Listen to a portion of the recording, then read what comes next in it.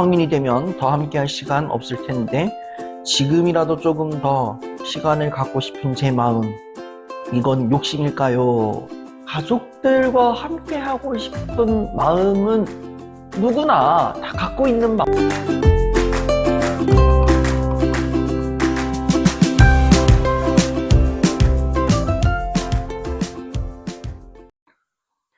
고3 딸을 둔 엄마입니다.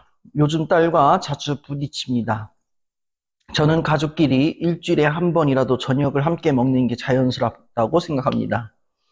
딸은 학원도 다니지 않고 오후 4시면 학교를 마치지만 친구나 남자친구를 만나고 늦게 들어오면서 예전처럼 같이 식사하는 시간이 거의 없어졌습니다. 기가 후에도 다녀왔습니다 한마디만 하고 방으로 들어가 버려 서로 마주보는 시간이 줄어들었습니다. 저는 가족이 모두 들어와야 마음이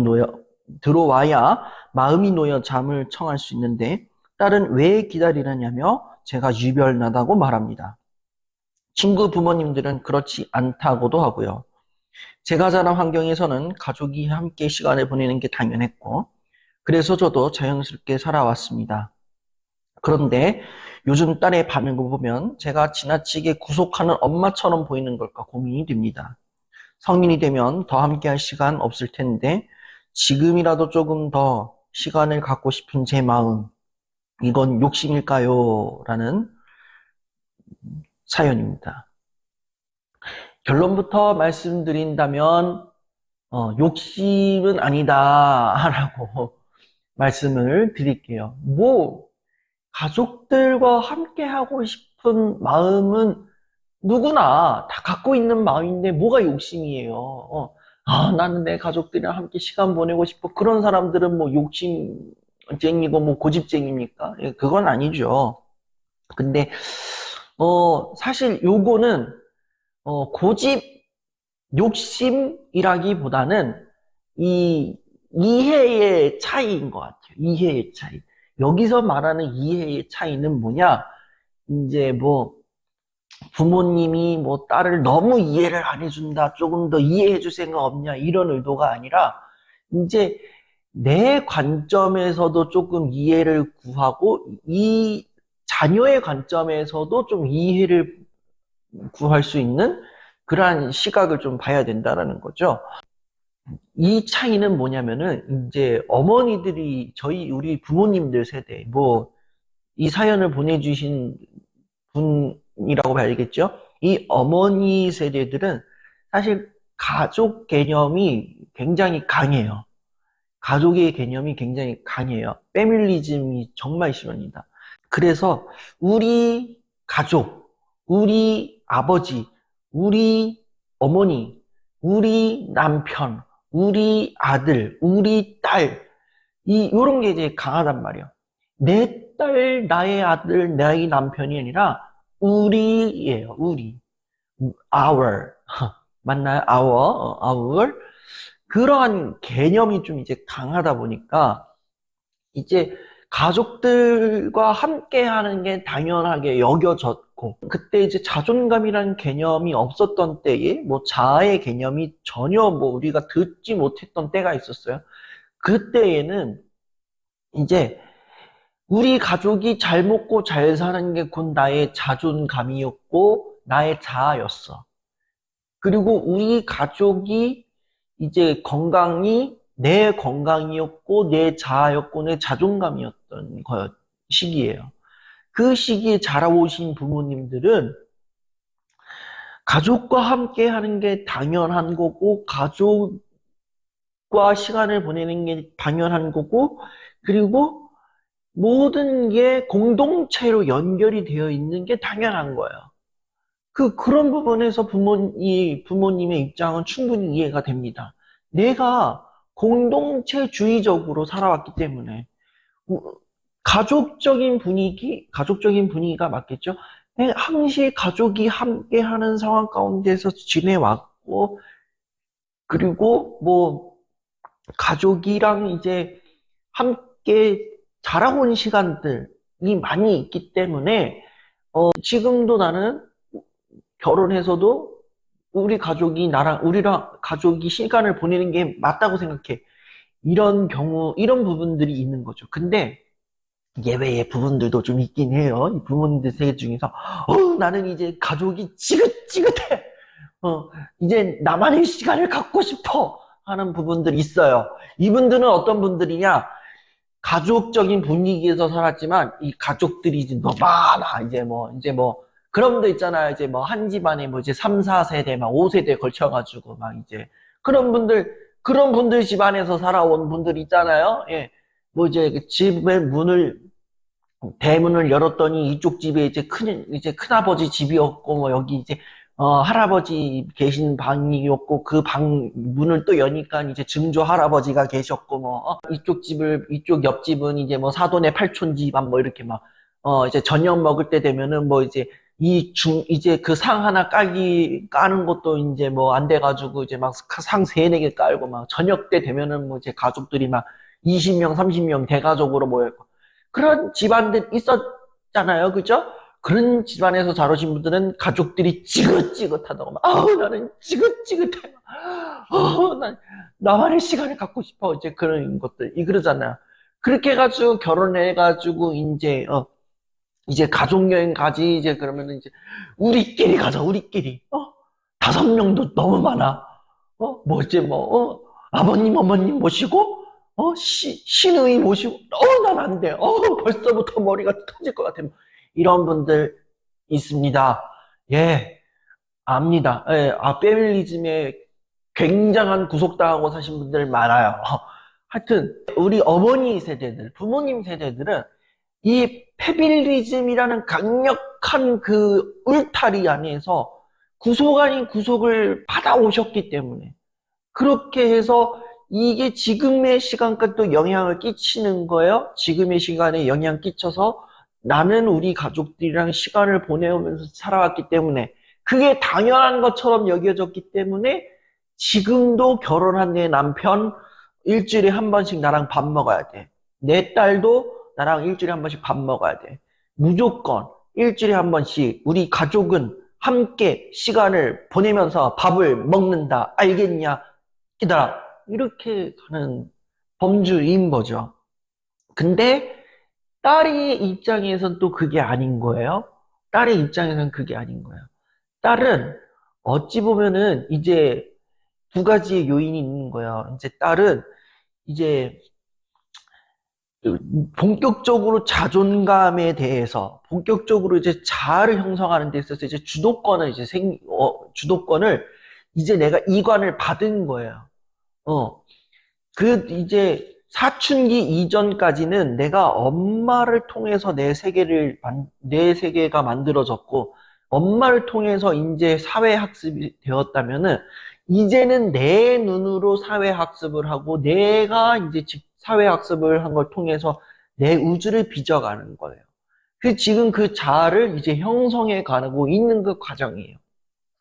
그 자아를 형성하고 있는 과정에서 뭐 이제 학교도 있고 친구도 있고 남자친구도 있고 이런 상호작용을 통해서 이제 내 우주를 빚어가고 있는데, 짜증이 나는 거죠. 이제 이 딸의 입장에서는 엄마는 맨날 일주일에 한 번씩 밥을 먹으래. 그리고 내가 방에 들어가서 나도 내 할 일이 있는데 거실에 좀 나오래. 그 엄마가 봤을 땐 너무 구속하는 것 같고 유별실이 좀 이상하게 그러는 것 같아. 아니, 다른 집 엄마 아빠들 궁금해가지고 다른 친구한테 물어봤더니, 야, 너희 집도 혹시 그러니? 그때 얘는 다 안 그런대잖아.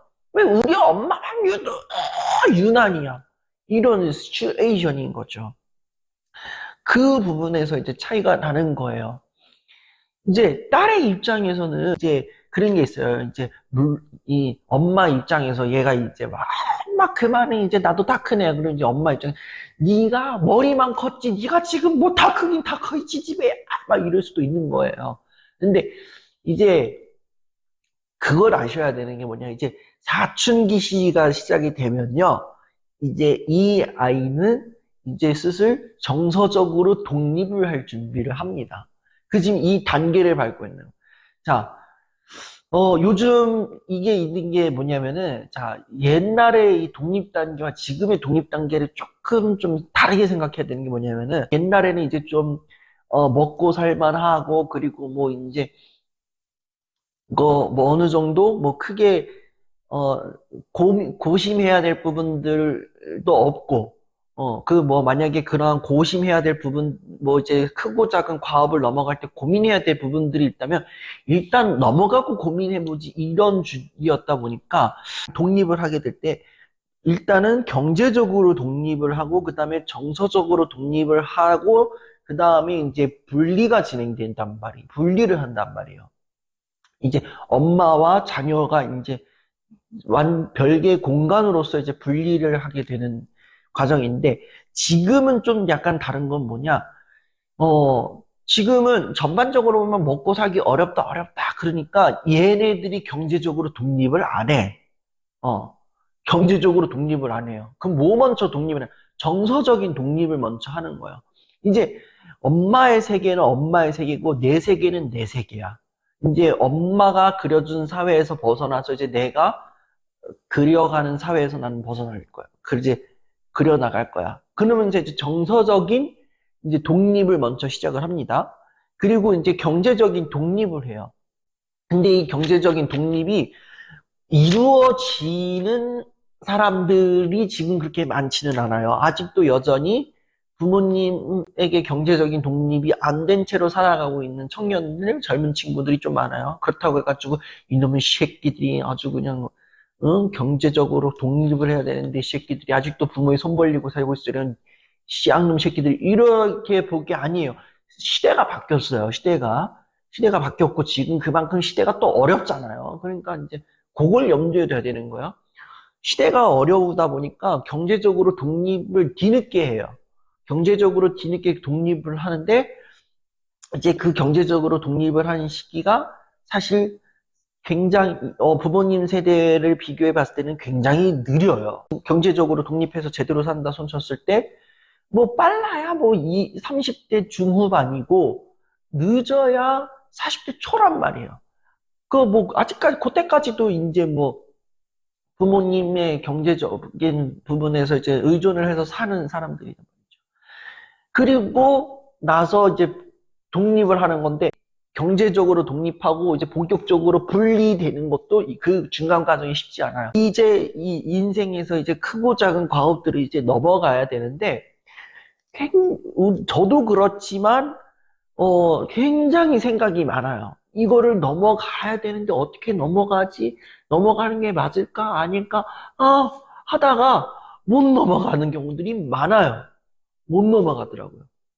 그러다 보니까 이 허들을 넘어서는 게 너무 힘들어가지고, 이제 이 사회적인 과업들, 뭐 이제 결혼, 취업, 출산, 뭐 이런 것들이 이제 천만 계속해서 늦어지는 것도 있어요.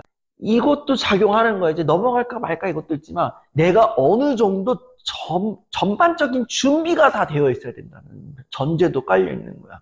내가 결혼을 하기 위해서 내가 경제적으로 어느 정도 안정이 되어야 되고, 아니면 내가 직업적인 면에서 안정이 되어야 된다거나, 아니면 내가 너무 마음의 준비가 안 돼 있어. 그 이제 마음의 준비를 어느 정도 하고 난 상태에 이게 분리해야 해. 라는 그러한 부분이 작용을 하는 거예요. 그런 부분에 있다 보니까 여전히 좀 이제 지체되는 부분들이 없지 않아 있다라는 건데, 뭘 얘기하다가 이렇게 넘어왔는데, 하여튼, 그러한 분리 과정, 독립의 순서가 이렇게 돼 있는 거죠. 근데 이제 지금 이 친구는 이제 정서적인 독립의 과정을 갖고 있는데, 저도 좀 약간 의아했던 부분이기도 해요. 아니, 정서적으로 독립을 하는데 왜 꼭 방문을 왜 쳐닫고 난리들이야? 이 생각을 했단 말이에요. 왜냐, 제 여동생도 꼭 집에 오면 방문을 닫아요. 가족들한테 얼굴을 비춰준 적이 없어. 가족들에게 얼굴 비춰주는 때가 딱 2번 있거든요. 그때가 언제냐? 이제 아침에 일어났을 때, 네, 화장실 나와서 씻어야 되니까.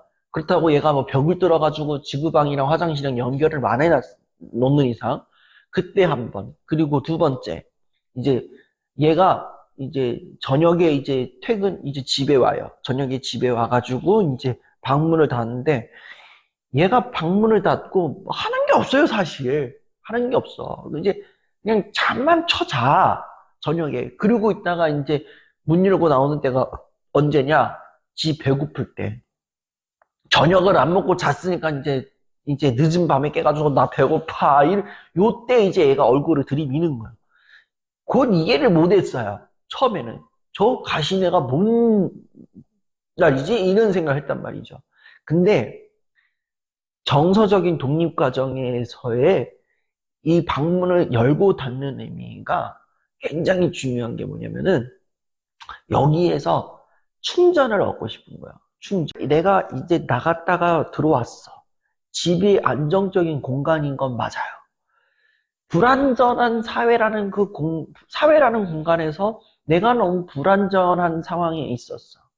그래서 이제 집에 왔어. 안정적으로 왔어. 근데 조금이나마 더 안정적인 시간을 갖고 싶어. 오로지 나만을 위한 시간이 필요하단 말이야. 그래서 독립된 공간이 어디예요? 내 방이잖아. 내 방에서 좀 독립된 시간을 갖기 위해서 내가 방문을 닫고 온전히 나 혼자만의 시간을 갖는 거예요. 그렇게 해가지고 이제 그 정서적인 독립 과정에서 쏟았던 에너지를 다시 충전을 하는 거거든요. 근데 그 과정에서 엄마는 자꾸 너 왜 가족이랑 시간 안 보내니? 무조건 우리 같이 밥 먹기로 약속하지 않았니? 문 안 여니? 이러면서 이제 막 그러는 거고, 뭐 이제 뭐 친구 사람 만나다 보면 뭐 늦게 올 수 있잖아요. 그쵸? 어머니 솔직히 우리 까놓고 얘기하면 우리 친구 만나다가 통금 시간 막 깨고 그런 적 있잖아요. 어머니 그런 적 없다 그러면은 뭐 저도 할 말이 없습니다만 그런 적 다들 있잖아요. 그죠? 그런 때가 있는데 밤에 늦게 들어오니 막 이렇게 하면은 나도 내 나름대로 시간을 보내고 온 건데 왜 자꾸 이렇게 태클이야? 이러다가 이 친구 입장에서는 독립 과정에서 이제 그 조각들이 다 흩어지는 거거든요. 그러한 차이인 거예요. 그런 경우, 그런 거를 좀 이해를 한다면은 어떻게 해야 좋을까? 저는 이 양쪽에서 이 균형을 찾는 게 진짜 힘들거든요. 이제 저는 굉장히 중요한 건 엄마의 시간도 엄마의 시간이지만 가족과 함께하는 시간도 가족과 함께하는 시간이지만 저는 일단 딸이 시간을 갖도록 그냥 놔줘라 라는 거예요. 여기서 놔줘라는 의미는 이런 의미의 놔줘라가 아니에요. 이제 어머니가 그냥 신경 안 쓰면은 이 딸내미가 어떻게 되는지 그냥 광경을 지켜보십시오. 이렇게 네가 한번 내 간섭 없이 한번 잘 지내봐, 이 새끼야. 얼마나 고통스러운지 네가 알게 될 거야. 그래, 네 멋대로 살아. 이런 의미로 보는 게 아니라, 쟤도 쟤만의 시간이 필요하구나. 쟤도 이만큼 힘들었구나. 그러면서 이제 존중해줘라.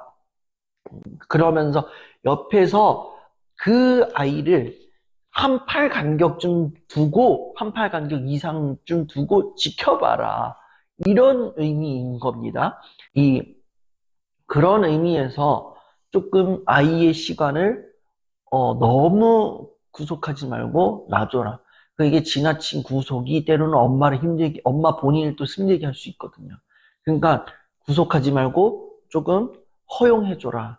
존중해줘라. 이거를 말씀드리고 두 번째, 그리고 어머니만의 시간을 가져라라는 걸 좀 말씀드릴게요.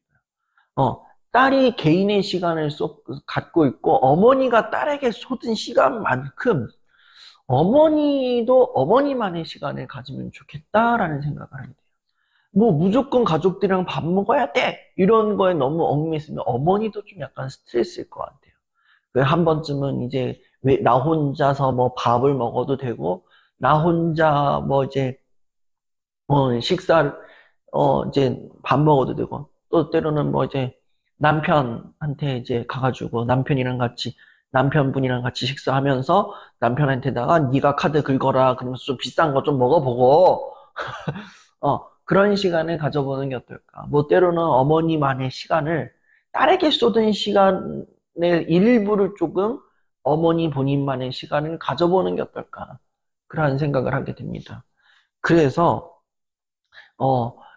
그리고 그게 있어요. 이제 시간이 이제 조금 지나다 보면은, 어, 이제 어머니가 너 이 지집에 오지 마 해도, 알아서 지가 오게 되는 때가 있어요.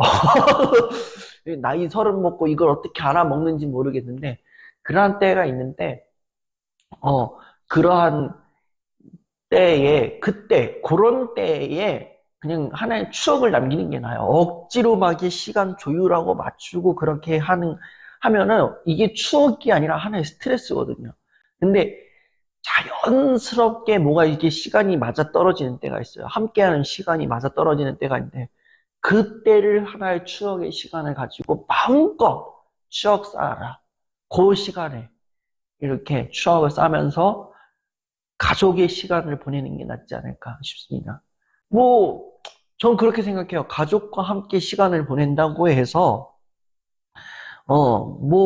무조건 그 가족이 더 결속력이 생긴다고 전 안 봐요. 때로는 가족과 하는 시간도 중요하지만, 가족 개개인의 시간도 조금, 가지면서 그렇게 시간을 보내는 게 낫지 않을까 싶습니다. 나뿐만 아니라 아들, 손자, 며느리 다 불러 모으세요. 아니면 정말 내 주변에 힘든 친구가 있다. 걔만 보내지 말고 걔 멱살 잡아가지고 같이 오세요. 저만의 빛 비춘다가 아니라 저와 여러분이 함께 빛을 비추는 그러한 빛 비추다 강연이 되었으면 좋겠습니다. 그래서 정말 언젠가는 모르겠지만 정말 빠른 시간 안에 저와 함께 이야기 나누고 또 하는 그런 빛 비추다 강연이 되기를 바랍니다.